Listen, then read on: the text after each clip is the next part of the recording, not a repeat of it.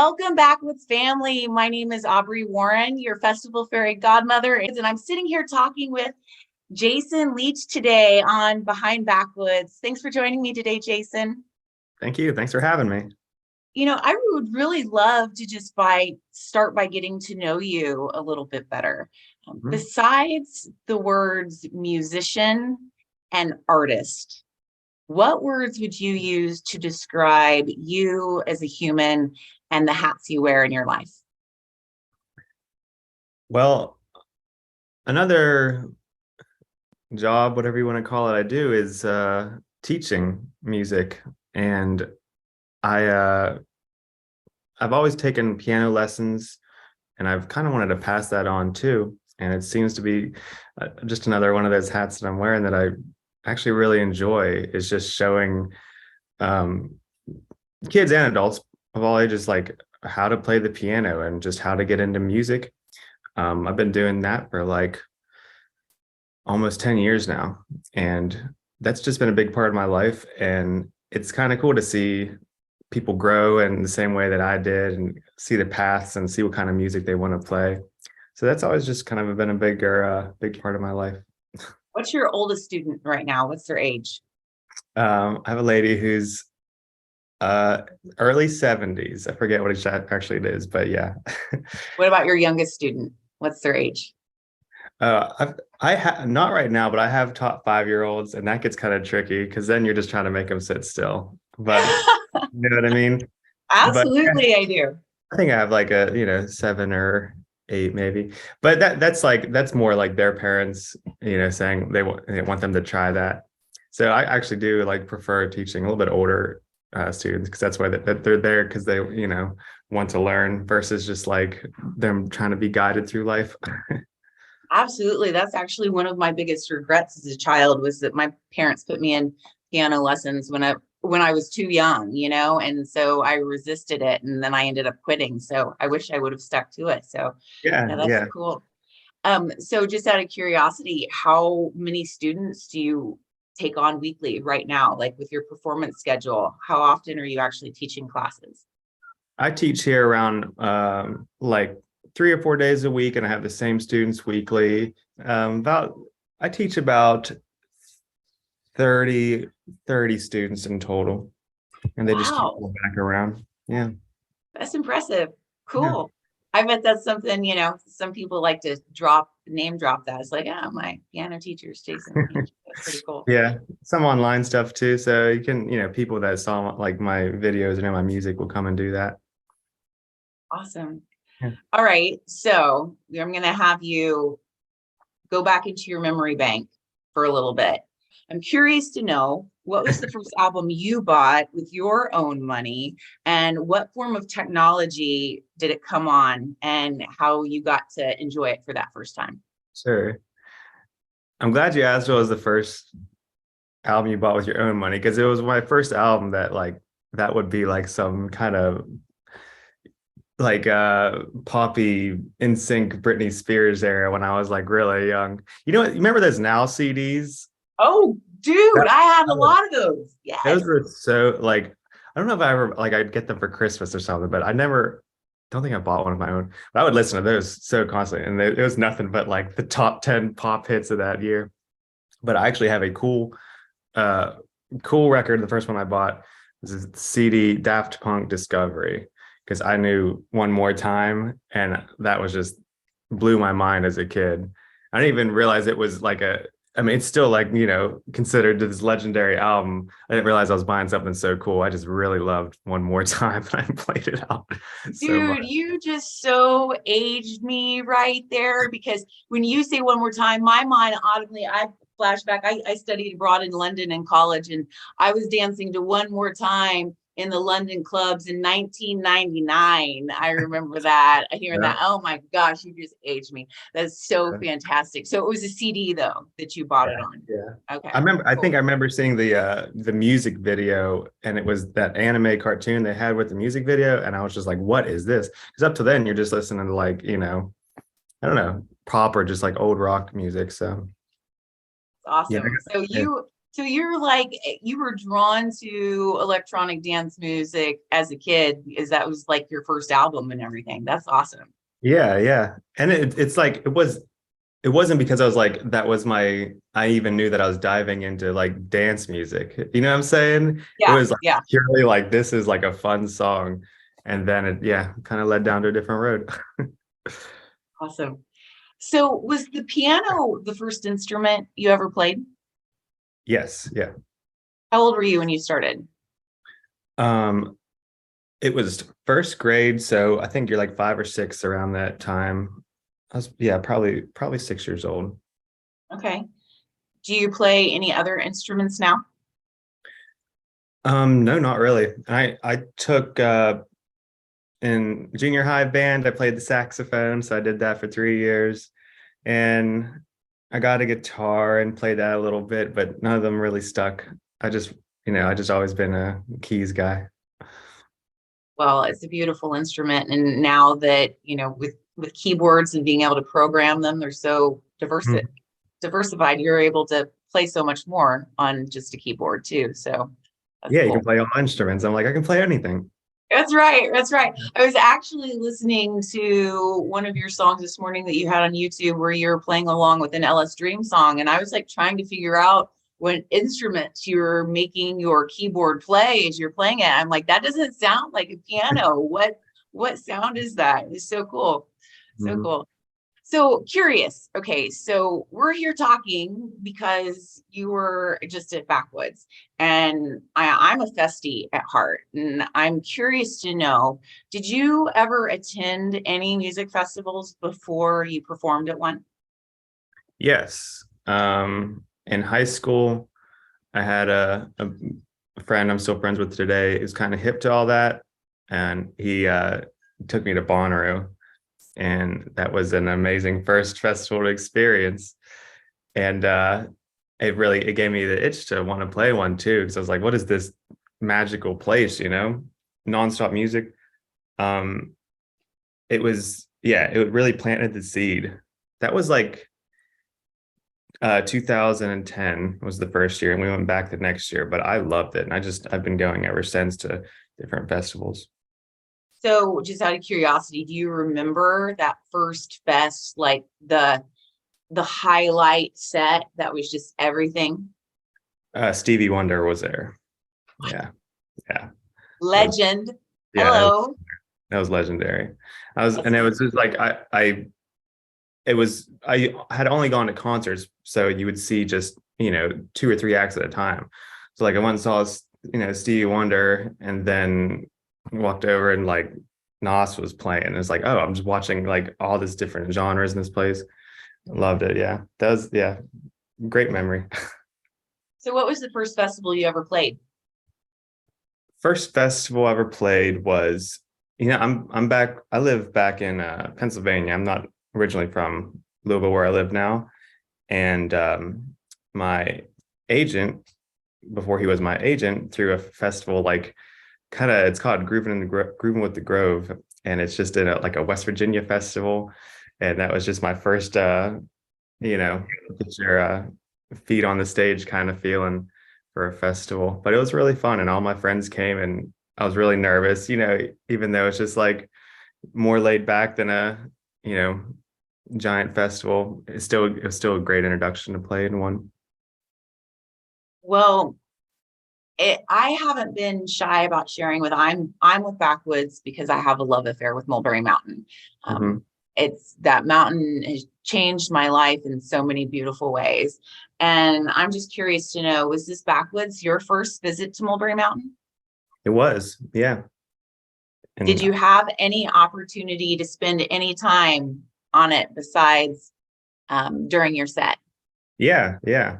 Went for a couple of days there and just roamed around. And that was like, well, it was really exciting going there because the drive up to it was so cool. Like you're like going up those winding, roads. I was like, oh, we're really going up a mountain right now.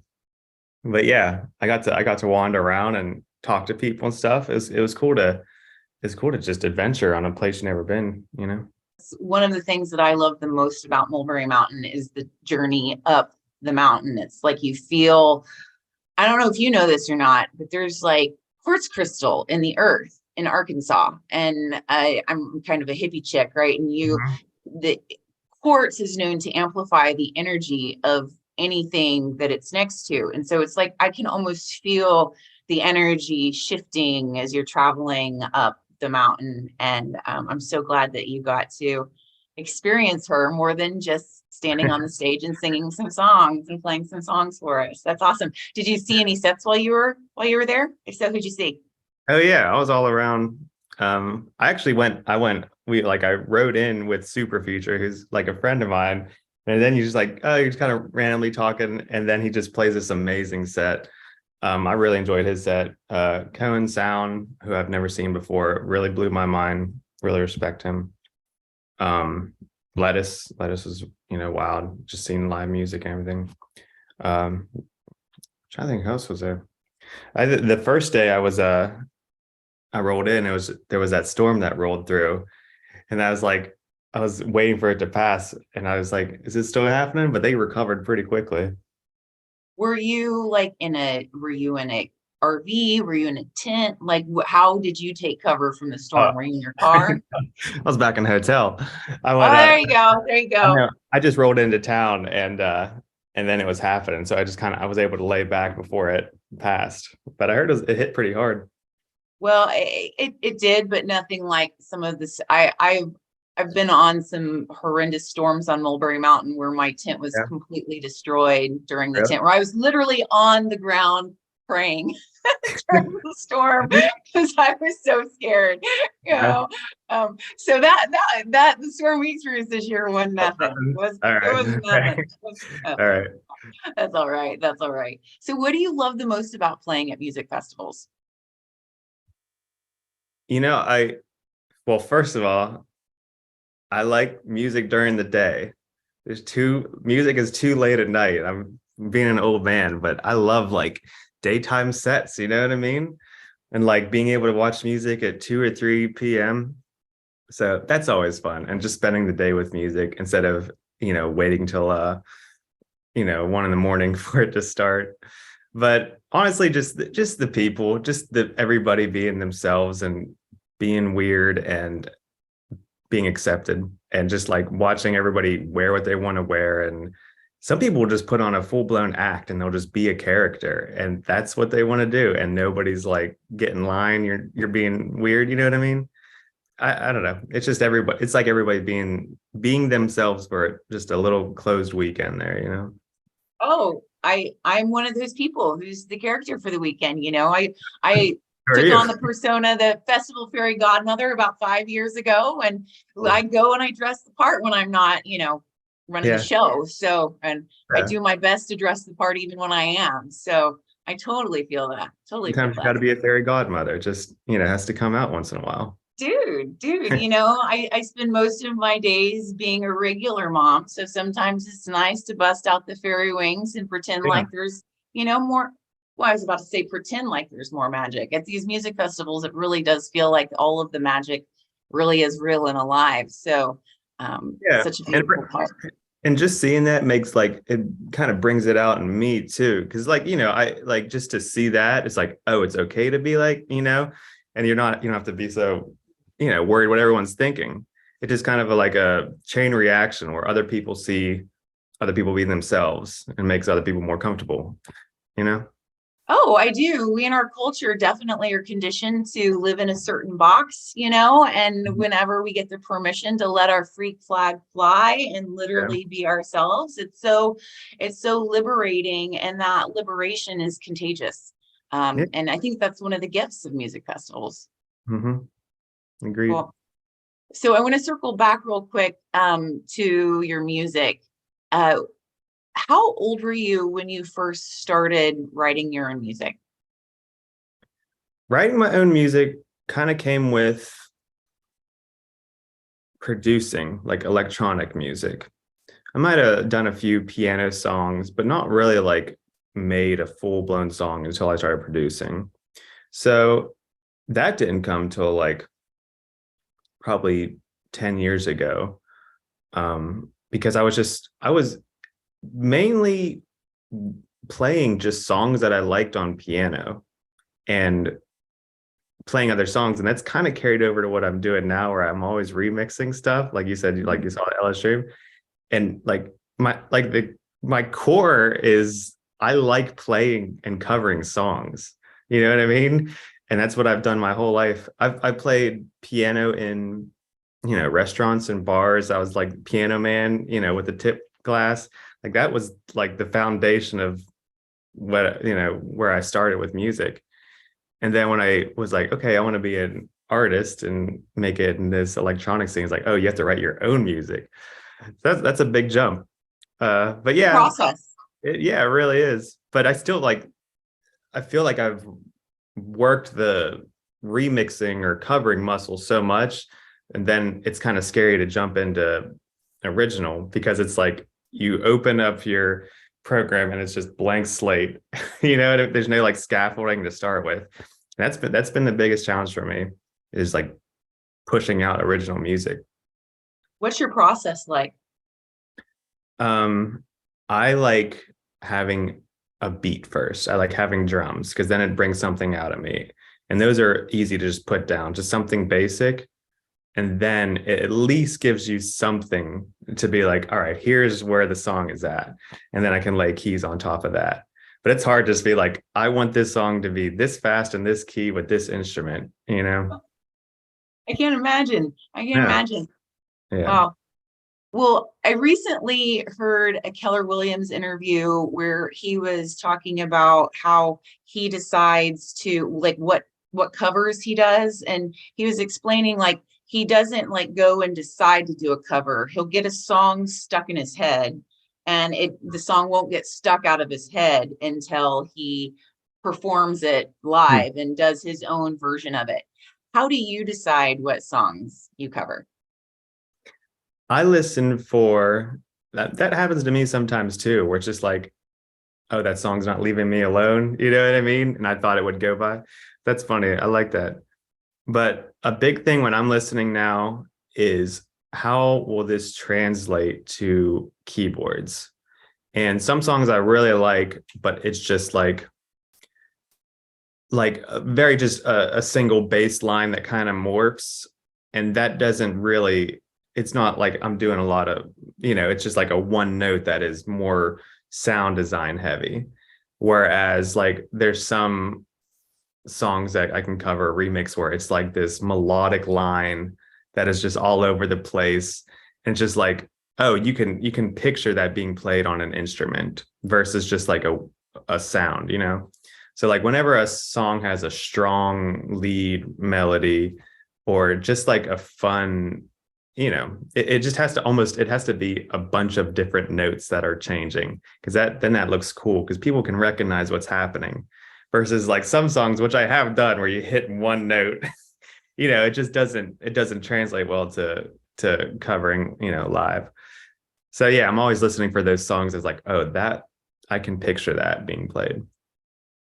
Well, I have to tell you, one of my favorite cover songs of yours is it's not even a cover. It's just a well-known song, and I don't even know the name of it, but it's that song that everybody learns right when they're a little kid, the da da da da da da da da da, that one. Oh my gosh, when I heard you play that live at Deep Ellum Art Company, when you were in Dallas, it just like made my heart explode, because it was just so much reminiscent of just being a kid. It's just one of those songs that you heard, if you ever played piano as a kid. At what point in your world did you start playing with that song? So I learned that entire song like on piano. It was in actually college, and I learned that whole song. I really enjoyed it. And and I started getting into dubstep stuff like that, into that world. I heard that is a remix by an artist. He was Clutch when he put it out, but now he's Komuz, Komuz. And he took that song and made it sound like that with like the wubs and everything. And like, check it out, because it is on Spotify. Okay. And the original song is For Elise. That's like what the piano song is. But yeah, he took that song, For Elise. Release. Okay. Yeah, F-U-R, Elise. So it's Beethoven. It's like a Beethoven song. So Fantastic. he like wubbed it, you know what I mean? And I actually messaged him. I was like, can you send me those wubs, like, so that I can play it on piano and then drop it with that beat? Yeah, and they call it the stems to a song, which is just every single, like the drums, the bass, the melody. And he sent me that so that I was able to, cut it up, and now I perform, that song live, and it always pops off. I don't think I'm ever gonna take it out of the set. Well, you make me happy every time you play it. So I love I just can't help that. but smile. I Yeah. actually think I got a recording of you and put it on the Backwoods page whenever you did it, because it just made my heart so happy. So thank you for leaving it in there. Yeah, it's like a childhood that reaches somewhere back there where people recognize it. Okay, well, before we go, I want to know, do you have any message or anything you'd like to share from your heart to the Backwoods family while you have their undivided attention? Sure. Well, first of all, thank you, Backwoods community. That was one of my favorite shows I've ever played. And it was a beautiful day and the sun was shining and everybody was having a great time. So thank you for that. A message would be to go after your dreams, because I'm just like you guys. I'm not something special, and I was just a person who had an interest in playing music and wanted to get into it, and then it just slowly but surely turned into something I never saw or never thought was possible. So I'm not like, it wasn't like I knew this was coming or I planned this was coming. So if you're unsure about your art, keep it going. Things can happen you would never ever think could. I think that's the perfect ending. Thank you so much for being here, Jason. We so appreciate it. Thanks for having me.